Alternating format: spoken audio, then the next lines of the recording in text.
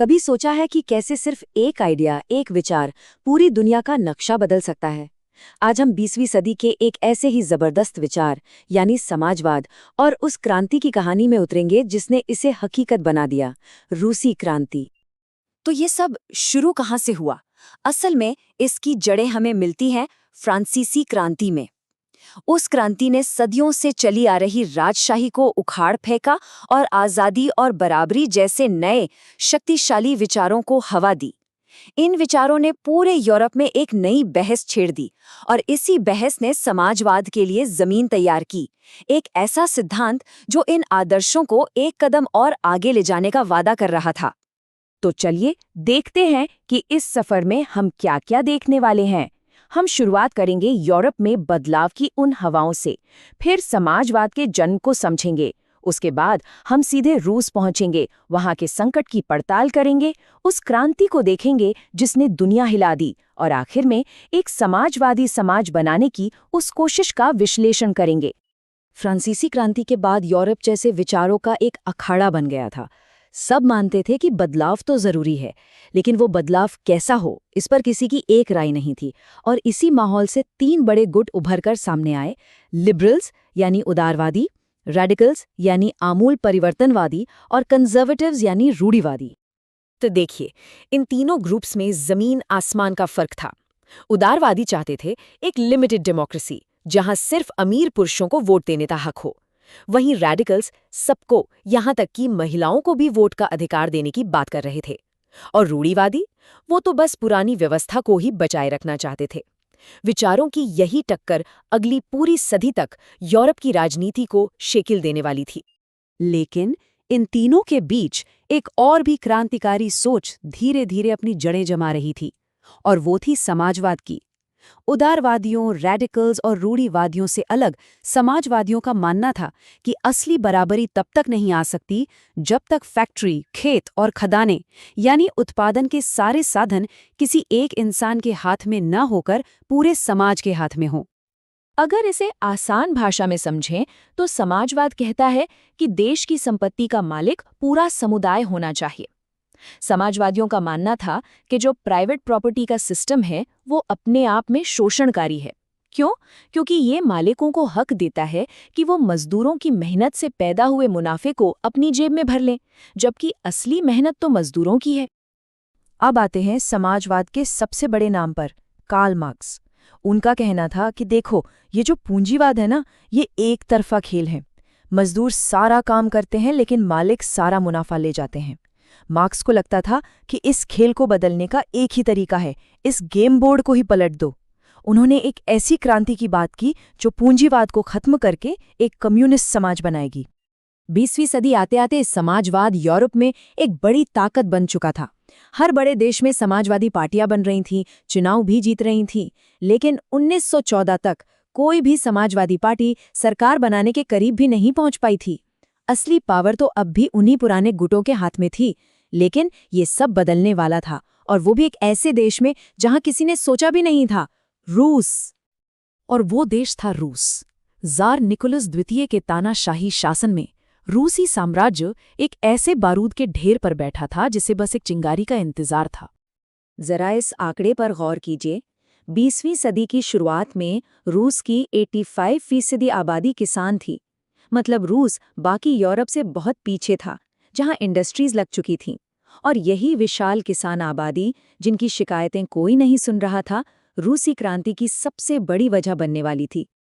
और शहरों का हाल भी कुछ अच्छा नहीं था। मजदूर वर्ग भी आपस में बटा हुआ था।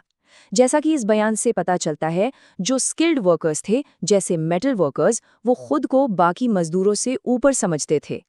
एकता की यही कमी क्रांतिकारियों के लिए एक बहुत बड़ी चुनौती बनने वाली थी। ज़ार के शासन में पहली बड़ी दरार 1905 में पड़ी। मजदूरों की तनख्वाह 20% घट गई तो सेंट पीटर्सबर्ग में हड़ताल हो गई। जब ये मजदूर शांति से अपनी मांगों को लेकर ज़ार के महल पहुंचे तो उन पर गोलियां चला दी गईं। इस दिन को खूनी रविवार कहा गया और इसने पूरे देश में बगावत की आग लगा दी।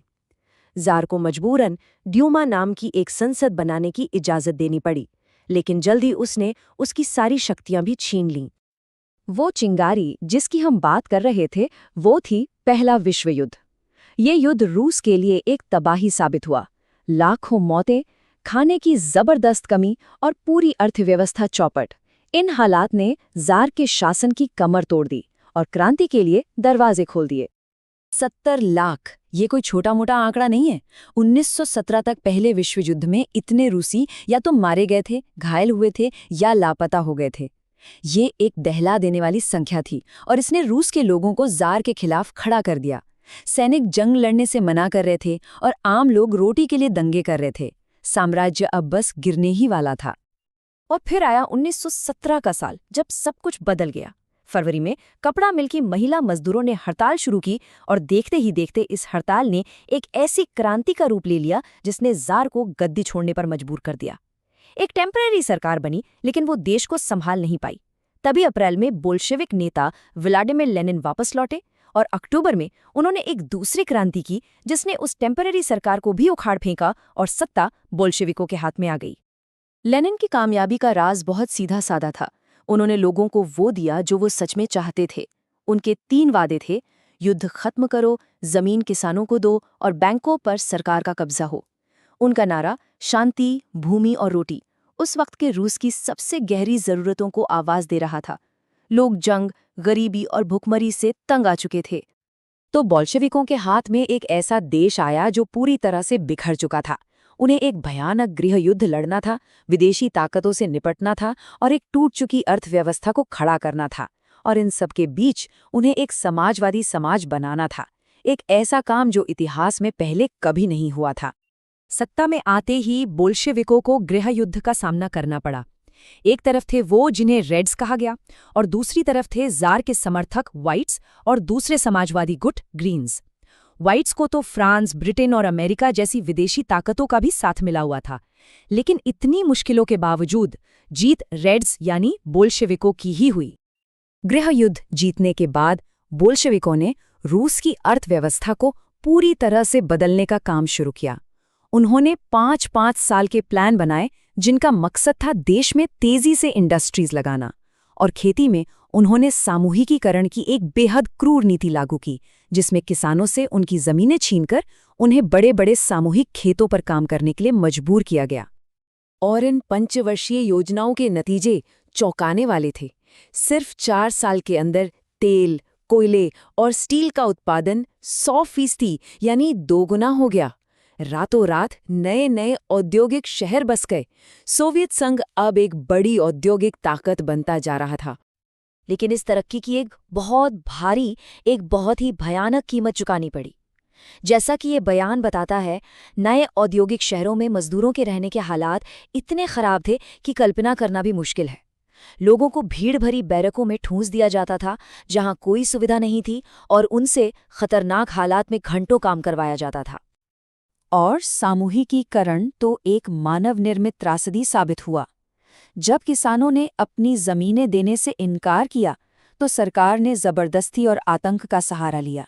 नतीजा 1930 से 1933 के बीच एक भयानक अकाल पड़ा, जिसमें 40 लाख से ज्यादा लोग मारे गए। ये स्टालिन के शासन के सबसे बड़े अपराधों में से एक था। 1950 के दशक तक सोवियत संघ दुनिया के एक महाशक्ति तो बन गया था, लेकिन ये वो समाज नहीं था जिसका सपना क्रांति ने देखा था। आज़ादी और लोकतंत्र की जगह तानाशाही और दमन ने ले ली थी। बराबरी और न्याय की जगह भ्रष्टाचार और विषमता ने। तो आखिर में सवाल यही उठता है कि रूसी क्रांति की विरासत क्या है? ये एक बहुत पेचीदा सवाल है। इस क्रांति ने बराबरी और सामाजिक न्याय जैसे शक्तिशाली विचारों को दुनिया के सामने रखा, लेकिन इसी क्रांति ने 20वीं सदी की सबसे दमनकारी सरकारों में से एक को भी जन्म दिया। तो आज जब हम पीछे मुड़कर देखते हैं, तो हमें खुद से पूछना चाहिए, हम रूसी क्रांति की कामयाबियों और उसकी भयानक गलतियों दोनों से क्या सीख सकते हैं?